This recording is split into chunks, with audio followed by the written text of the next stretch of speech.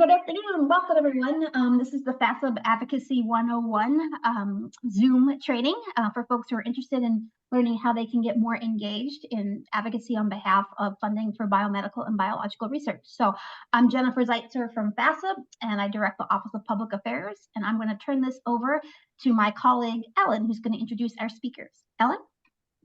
Good afternoon. My name is Ellen Guo. I'm the Associate Director for Leg Affairs here at FASEB, and I wanted to let you know that we will be recording this meeting and it will be up on our YouTube channel, so you can freely share it with others that you think might be interested in learning how to do advocacy. So our first speaker today will be Allison Hayes. She's the partner at Federal Science Partners. She's the newest one, and Meg Thompson will follow her. She's the original founder of Federal Science Partners. Now I'll turn it over to Allison. Great. Thank you so much, Ellen. Next slide, please. All right, we wanted to start with a quick overview of what advocacy is, some basics of what it is, who you advocate to, why, and how. We'll then talk about some advocacy principles and then go over some general information about how a congressional office is set up and some other helpful things to know as you're thinking about doing advocacy. And we'll end with some more details on doing advocacy with FASEB and what that can look like and what some opportunities for that are. Next slide, please. So starting with what is advocacy? So very broadly, advocacy is public support for a particular cause or policy.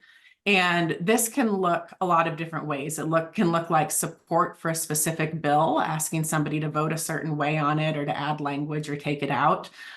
You can even advocate for an idea that Congress hasn't started considering yet, having an idea for legislation that's necessary and talking to them about it. But what we're going to be talking about in this presentation is advocacy for federal funding and ensuring that Congress is funding the agencies and the programs we need at the appropriate levels. So FASEB advocates for federal funding for a couple of different agencies and programs. So it advocates for top-level funding for the National Institutes of Health and the National Science Foundation. And then within the Department of Energy, FASEB advocates for funding for the Office of Science. Within the Department of Agriculture, it advocates for the Agriculture and Food Research Initiative, and within the Department of Veterans Affairs for the Medical and Prosthetic Research Program. So when we're talking about advocacy moving forward, it's about federal funding for these programs and advocating for that. Go ahead, next slide, please. So in this case, we're talking about advocating to your federal congressional delegation. So your 2 senators in the US Senate and your representative in the House of Representatives. Now your representative in the House can be based on where you live or where you work. Sometimes that's the same person, but that's not always the case. So you can use either of those. Normally with advocacy, you can advocate at the state and local level. It's not just at the federal level, but again, our focus here is on advocating for federal funding. So that's why the focus, as we talk about advocacy moving forward, is to your federal congressional delegation. Next slide, please. All right, so let's talk a little bit about why advocacy is important and why you should advocate. Overall, the goal of this advocacy, as I've said, is to increase federal funding available for research. And we wanted to dig in a little bit more on why specifically you should be advocating to Congress and why they need to hear from you. So first off, your congressional delegation is hoping to get reelected and they want to be responding to what's important to their constituents. So they do want to hear from you about what's important. And so as a constituent, they want to hear from you. And so that's a good, a good power that you hold in being a constituent and being able to talk to your congressional delegation about what you think is important. It's also important to know that congressional staff aren't experts on all topics. And I won't get too far into this right now, but the way an office is set up, a staff member will have a portfolio that includes a lot of issues. So you might have a staffer that does health issues, but also does energy and environment issues. And maybe they do these issues because they have a background in health and they're very, versed on that. Great. But they might also have health and research in their portfolio because They were actually hired to do the environmental portfolio, and energy and health were thrown in there as well. And so they're trying to get up to speed on these health and research issues. And so then that's where it's really helpful to hear from the people actually doing the work, which is you. And even if they do have a background in this relevant topic, you know, they're not doing the day-to-day research, they're not staying up to date on the literature. So it's really helpful to hear from you about, you know, from the scientists on why this is important and these important topics. While I don't generally, oh, actually you can go back a slide still, thanks. While I don't generally say that the reason you should do something is because everybody is doing it, I do think it's important to note in this scenario that people are advocating on all sorts of topics, on all sorts of funding levels. And if they're not hearing from you, and then there's potentially a hole in what they're hearing. So if, you know, they look at who's been advocating for funding for agencies and nobody has advocated for NIH, then they're going to say, well, I guess NIH isn't that important to my constituents, so let me focus on what's important. So it's just important that your voice is heard on what's important to you and that they know that and can take that into consideration. Also, very broadly, science and federal funding for science is not very well understood. And that's at a high level. For example, we talk about how funding for NIH doesn't just go to the NIH building in Bethesda, Maryland. It goes out across the country to districts across the country. So helping them understand that, and also why they should care about a particular issue in their district. So maybe they don't, you know, realize that the research that you're doing on a topic has, you know, broad impacts within the district, or they don't understand how the district is being affected by something. And so this is an opportunity to, you know, explain how the funding works and also why it should matter to this particular member in their particular district or state. And then the last thing I'll say on this too is that, you know, you can think about advocacy as developing relationships with offices. It doesn't just have to be a one-off meeting and that's the end, it was it, but really thinking about becoming a go-to source for advice for an office and thinking about building a relationship and extending it beyond just that first visit. Next slide, please. So how do you advocate? There's a lot of ways you can advocate. You can meet with a representative or senator or a staffer in their office. Most meetings are with staff, though sometimes members do come in to meet constituents. You can call an office, you can write a letter or an email. We recommend that people do email rather than letters these days. Most offices, if you don't know a staffer to contact, will have a contact me form on their website. You can still mail or fax items in, but email and forms are the best way to go. You can write an op-ed or an article on science funding. You can participate in a social media campaign or attend an in-person or virtual town hall. And we're not going to go much further into these other than some more details on meeting with offices, because we actually have a second webinar that you can listen to that goes into more detail on some of these other ways to advocate. But a really good way to start is by joining FASEB and or member societies and participating in one of the Hill Days that they put on. And we'll talk a little bit more at the end about how to do that and how you can get involved. Next slide, please. And this is just an example of an op-ed that was written in Virginia. And it was written by somebody who is involved with FASEB and highlighting the science funding that is important, the federal funding that's important within the state, and providing some real specific information on awards and how it's affecting each congressional district. And next slide, please. And I think, Meg, it's over to you. Yes, hello everyone. I'm Allie's partner, Meg Thompson, and I'm going to lead the next couple of slides on advocacy principles.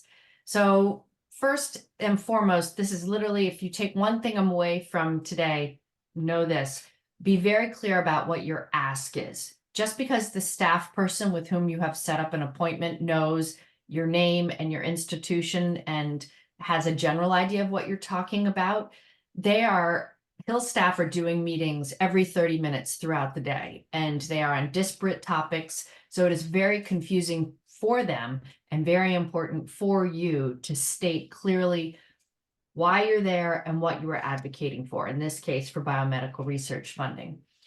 The second point, be flexible in your approach. Another way I like to say this is meet them where they're at.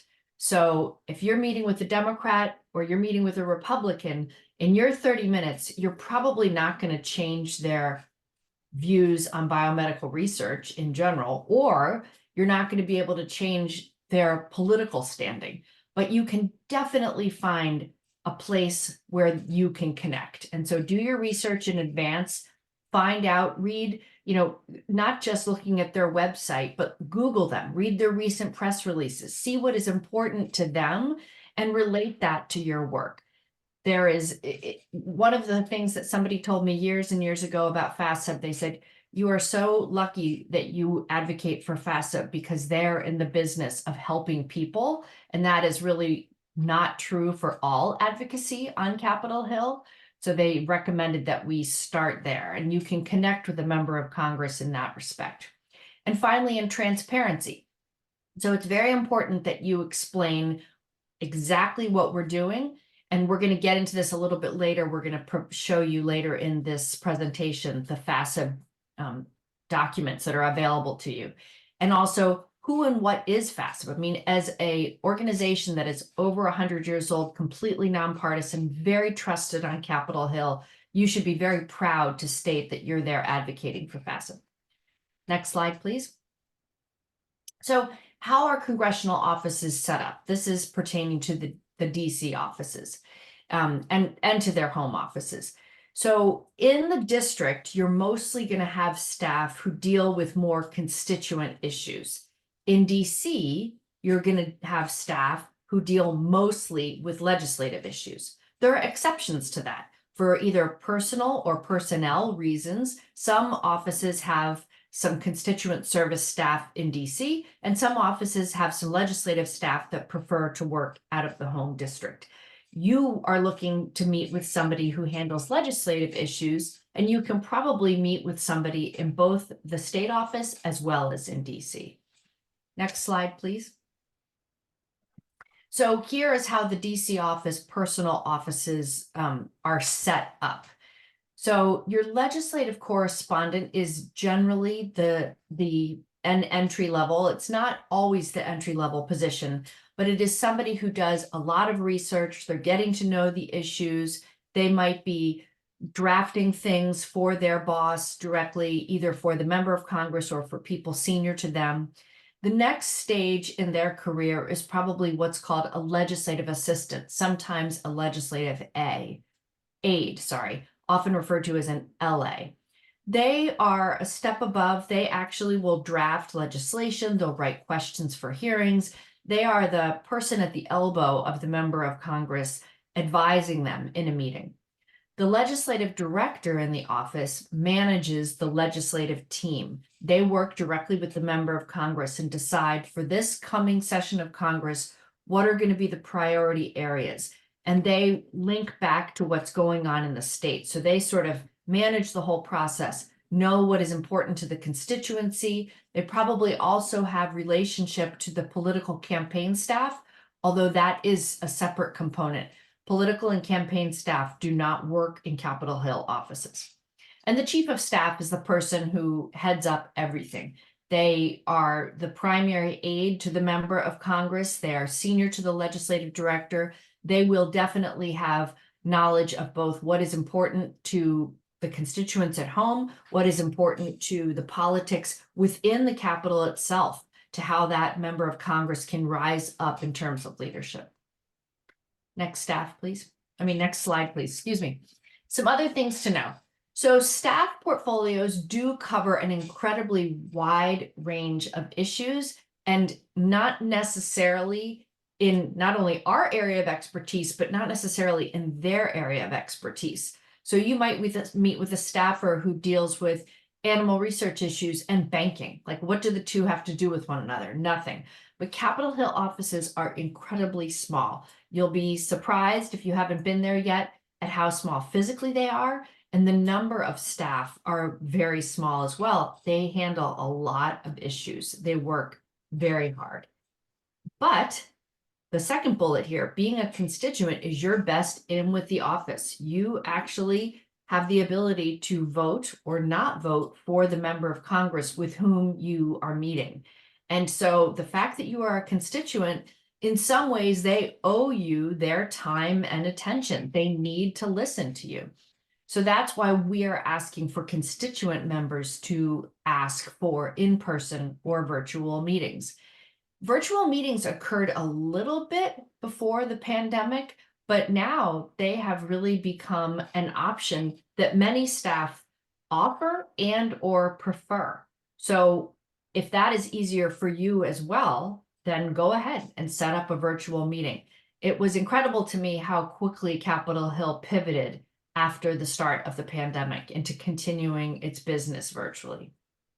And then this last bullet is just to remember that congressional staff are very strained. They are working incredibly hard. They hear from, as it notes here, constituents, lobbyists, associations, agency staff, White House staff. But a constituent is in many ways the most important because, again, you have the power of the vote. So if you don't hear back from them, email them again. If you don't hear back from them the second time, maybe go up in the chain, email the legislative director, email the scheduler and say, you just want to have a short conversation with the staffer. Next slide, please. Advocacy with FASEB. So how do you do it? If you want to join us for a day, which we really want you to, contact your member society and let them know of your interest. And then also on FASEB's website, under Science, Policy, and Advocacy, there are many resources to help you become an advocate. It is a great opportunity. I have been helping FASEB with Capitol Hill Days for many years, and I have never had somebody leave not saying that this was such a rich and rewarding experience. Being able to talk personally about the work that you do and why it is important to people that oversee and have ability to vote for increased federal funding, that direct connection, I think, can be a very positive and powerful experience. Next slide, please. I referred earlier to the data that you should bring to meetings. And luckily for you, FASEB is one of the best organizations in terms of tailored data. FASEB works with the National Institutes of Health and the National Science Foundation and puts together these fact sheets by congressional district and by state. It is an incredibly powerful tool that you have actual federal data tailored for the meeting that you have. This is very unusual, and it is illustrative of just how big these dollars are and how important these dollars are to the district. Members of Congress, many of them change every couple of years, and they have a lot that they need to learn when they come to Washington and are representing their home state. Many of them don't understand the details that NSF and NIH funding goes out to every state in this country. And so using these spreadsheets as a starting point and then drilling down and talking about your own research is a wonderful way to illustrate the importance not only of what you do, but about the entire enterprise and how important it is to increase funding. Next slide, please. So FASEB has, as earlier referenced, a Capitol Hill Day every year in March. And the reason we target March is because the president's request for his annual budget is supposed to come out the first Monday in February.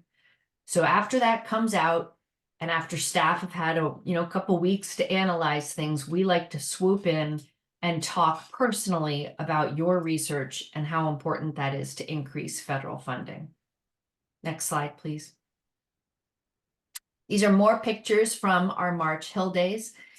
We have not only individual meetings that we set up, but we also have, this past year, we had a very well-attended reception at the end of the day so that all of the FASEB advocates could talk with one another and hear about each other's experiences. And also some staff with whom meetings were not able to be had were invited, and they came. Staff who were at the meetings came and could talk further. So it really was a wonderfully rich and rewarding day.